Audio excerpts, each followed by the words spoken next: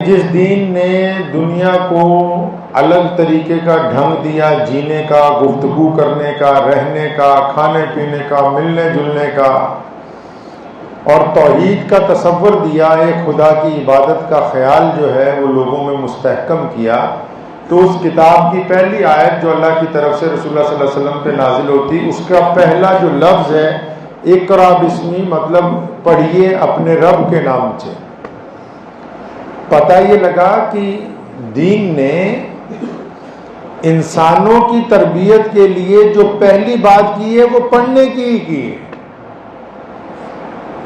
तौहीद से भी पहले जो बात की वो तालीम की है कि तालीम अगर होगी, पढ़े लिखे अगर होंगे तो फिर सारी गुफ्तगू, सारा दीन हमारी समझ में आ जाएगा। अगर हम तालीम याफ्ता नहीं होंगे तो हमारी समझ में नहीं आएगा। नबी अलैहिस्सलातु वस्सलाम ने दुनिया की नब्ज को पकड़ा है। आप डॉक्टर हैं, कोई आपके पास दवाई लेने आ जाता है, वो आके आपको कहता है मेरे यहाँ दर्द है, वहाँ दर्द है, दवाई लिख दीजिए, तो आप दवाई नहीं लिखते। किसी भी डॉक्टर के पास चले जाएं, चाहे वो न्यूरो का हो, चाहे वो हार्ट का डॉक्टर हो, चाहे वो गैस्ट्रो का हो, कोई भी डॉक्टर हो, जब मरीज जाके अपनी परेशानियां, अपनी दिक्कतें गिनवानी शुरू करता है तो डॉक्टर दवाई नहीं लिखता, डॉक्टर सबसे पहले टेस्ट लिखता है। सबसे पहले टेस्ट की बात करता है कि ब्लड टेस्ट कर लिया जाए, एंडोस्कोपी कर ली जाए, एक्सरे कर लिए जाए, ईसीजी कर ली जाए। सबसे पहले वो टेस्ट की बात करता है। प्यारे नबी हज़रत मोहम्मद रसूलुल्लाह सल्लल्लाहु अलैहि वसल्लम की अगर हम तारीख को पढ़ेंगे, हुजूर नबी अलैहिस्सलातु वस्सलाम को अगर देखेंगे, नबी अलैहिस्सलातु वस्सलाम ने दुनिया को इस्लाम बताने से पहले दुनिया की नब्ज को पकड़ा। तकलीफ क्या है, माशरे में दिक्कत क्या है। दुनिया में तो जो भी बादशाह आए, आज भी जो बादशाह बनते हैं, जो हुक्मरान बनते हैं, वो तो हजारों साल से कहते आ रहे हैं कि दुनिया की तीन ही तकलीफें हैं, रोटी, कपड़ा और मकान। आज का बादशाह भी यही कह रहा है, चाहे वो किसी भी देश का हो। हजारों साल से जो बादशाह चले आए नबी अलैहिस्सलातु वस्सलाम से पहले भी, उन्होंने तो इंसानों की एक ही बात को समझा कि इनको खाने के लिए रोटी दे दो, पहनने के लिए कपड़े दे दो और रहने के लिए एक मकान दे दो, बस हो गया, इनका मसला हल है। लेकिन ये रोटी, कपड़ा और मकान की जो गुफ्तगू चली दुनिया के अंदर, इसने लोगों को राहत नहीं पहुंचाई। लोग बड़े मकानों में रहने के बावजूद दूसरों की जान के दुश्मन हैं। लोग बेहतरीन खाना खाने के बावजूद अपने भाई को मारना चाहते हैं। लोग खूबसूरत कपड़े पहनने के बावजूद उनका दिल गंदला है अंदर से, जो दूसरों के लिए बुराइयां, दूसरों के लिए बुग़्ज़ रखता है। सारी दुनिया ने बस इसी को अपना मकसद समझा कि नहीं, हमें अच्छी हॉस्पिटलिटी हो, अच्छा स्टाइल ऑफ लिविंग हो, तो इसका मतलब ये होगा कि ये कम्युनिटी बहुत अच्छी हो गई है। अगर ये दुनिया का मियार था तो नबी अलैहिस्सलातु वस्सलाम से पहले दुनिया क्यों परेशान थी? अगर इसको दुनिया का मियार समझा जाता है तो आज भी जो विकसित देश हैं, जिनको हम कहते हैं वेल डेवलप्ड मुल्क हैं, जो वहां पर क्यों जिना, जबर जिना होते हैं? वहां पर क्यों कोई भी बंदा जाता है स्कूल में, जाके अपने साथियों के ऊपर मार देता है गोली? वहां पर ऐसा कैसे मुमकिन हो जाता है कि लोग एक दूसरे को खत्म कर देते हैं? नबी अलैहिस्सलातु वस्सलाम ने इंसानों की नब्ज को पकड़ा है। वो जो नब्ज पकड़ी, वो नब्ज ऐसी पकड़ी कि आप अलग सूबे के रहने वाले हैं, मैं अलग सूबे का रहने वाला हूं। अगर मक्का मुकर्रमा में हरम के सहन में चले जाएं, जहां पर तवाफ होता है, या मदीना मुनव्वरा में रसूलुल्लाह सल्लल्लाहु अलैहि वसल्लम के रोज़े मुबारक पर सलाम पेश करने जाना हो, तो ये मैं इत्मीनान से, बिना किसी मुगालते के कह रहा हूं कि एक लाइन में जो लोग चलते हैं ना, तो उनका मुल्क एक नहीं होता है। आगे अगर कोई भारत का बाशिंदा दुरूद पढ़ता हुआ जा रहा है तो उसके पीछे कोई इंडोनेशिया का होगा, उसके पीछे कोई जापान का होगा, उसके पीछे कोई फ्रेंच होगा, उसके पीछे कोई स्पेनिश होगा, उसके पीछे कोई चाइनीज होगा, उसके पीछे कोई टोकियन होगा, एक मुल्क का नहीं होगा।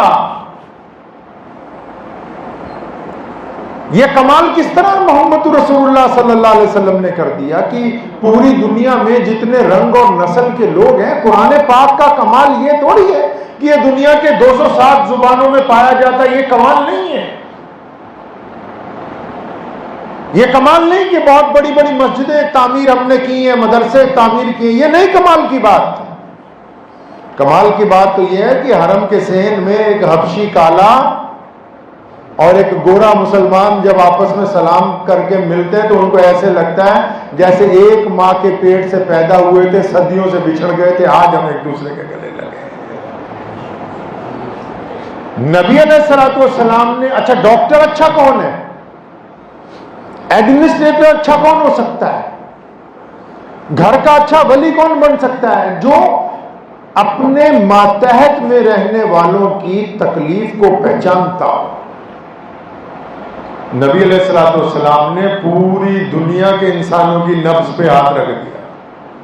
कहावत है ना, दुख दी रग दे हाथ रख देता। मतलब जो रग दुख रही थी, दुख कैसे रही थी? गरीब को इजाजत नहीं थी मक्का मुकर्रमा में बैतुल्लाह में अंदर जाने की, रग दुख नहीं थी। अबू जहल, उतबा और वलीद कहते थे बिलाल क्योंकि काले हैं, हबशी हैं, ये बैतुल्लाह में नहीं जा सकते। रग इस तरह दुख रही थी कि किसी के घर में बेटी पैदा होती थी, वो कहता था इसको जिंदा को दफन कर दो ताकि कल को किसी को दामाद बनाना पड़ेगा, बेटी पैदा होना तो हमारे लिए बुराई की अलामत है। यशरफ, जिसको आज मदीनतुल मुनव्वरा कहते हैं, वहां का शमून यहूदी, उसने हुक्मनामा जारी किए रखा। सदियों तक उस नस्ल में यह रवाज था कि शादी किसी की भी होगी, दुल्हन पहले एक हफ्ता उनके महल में रहेगी, उसके बाद वो अपने घर जा सकती। कैसरो किसरा ने लोगों के पैरों में बेड़ियां पहनाई। ताशकंद और बुखारा के लोगों, बादशाहों ने लोगों के चेहरे दाग के उनको मंडियों में जानवरों की तरह बेचा है। नबी अलैहिस्सलाम जिनको अल्लाह ताला ने नबी बनाकर ही भेजा, लेकिन जिस दिन उन्होंने ऐलान किया तो किस बात को पकड़ा? वो ये बात दुनिया को समझाने में कामयाब हो गए कि इस्लाम को मैं फितरत का मजहब बना के लेके आया। किसका मजहब जी? नेचर का मजहब। फितरत किसको बोलते हैं? अभी आप बाहर जहां कच्ची जमीन है या ये बहुत अच्छी इमारत है, आप कुछ भी करते रहे, चंद सालों के बाद इसकी ईंटों में से दीमक निकलेगी, वो फितरत है, वो रुक नहीं सकती। और चंद सालों के बाद इसकी सीमेंट इसके सरिये से अलग होना शुरू हो जाएगा, वो उसकी फितरत में। बच्चा जवान होता है तो फिर किस तरफ जाता है? बुढ़ापे की तरफ चलना शुरू हो जाता है, उसकी उम्र को कोई रोक नहीं सकता, ये फितरत में। प्यारे नबी हज़रत मोहम्मद रसूलुल्लाह सल्लल्लाहु अलैहि वसल्लम ने फितरत को पकड़ा इंसानों की। क्या समझाया हमें कि देखो, एक शौहर चाहता है कि उसकी बीवी उसकी वफादार रहे, एक बीवी चाहती है कि उसका शौहर उसके अलावा किसी और से नाजायज ताल्लुकात ना बनाए, एक बाप चाहता है कि उसका बेटा उसी का कहना माने, एक दुकान का मालिक चाहता है कि उसके नौकर पड़ोसी के कहने पे ना चले, मेरे कहने के ऊपर चले। तो ये किस किताब में लिखा है? किसी किताब में नहीं लिखा हुआ था। ये मियां बीवी को वफादारी का सबक किसी किताब में नहीं लिखा। ये फितरत में, खून में। हम अपनी चीजों में शराकत नहीं चाहते। आप ये गवारा नहीं करते कि आपका मोबाइल कोई दूसरा आदमी पकड़े। अगर 5 मिनट के लिए भी पकड़ेगा, वो शरीक हो गया मोबाइल में, तो आपका ब्लड प्रेशर हाई होना शुरू हो जाएगा कि मेरा मोबाइल इसने क्यों पकड़ा है। इस मर्ज को नबी अलैहिस्सलाम ने पकड़ा और फिर लोगों को समझाया कि आप आपस में तो किसी चीज को शरीक नहीं बनाते हो, बीवी में किसी को शरीक नहीं बनाते हैं जी, औलाद में किसी को शरीक नहीं बनाते, इबादत के मामले में शरीक ही शरीक। फरमाया अल्लाह भी चाहते हैं कि मेरा बंदा अगर दुनिया में अपने रिश्तों में वफादारी चाहता है तो वो इबादत में भी एक अल्लाह वहदहू ला शरीक का वफादार बने। ये पहला दर्स दुनिया को रसूलुल्लाह ने अपने रब से वफादारी का पढ़ाया। अभी इन्होंने ये दर्स पढ़ाया ही नहीं कि मोहम्मद रसूलुल्लाह के लिए अल्लाह की तरफ से ऐलान हुआ कि हमारी तौहीद के साथ इनको ये भी बता दो कि इताअत और फर्मा बरदारी कहना अगर किसी का मानना होगा अल्लाह को मानने के लिए तो सिर्फ मोहम्मद रसूलुल्लाह। मतलब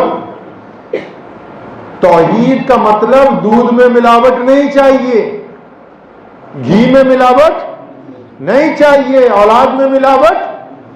मतलब दुनिया की दुखती हुई रग को पकड़ा मोहम्मद रसूलुल्लाह ने कि ये लोग इसलिए परेशान है कि इनके रिश्तों में मिलावट है,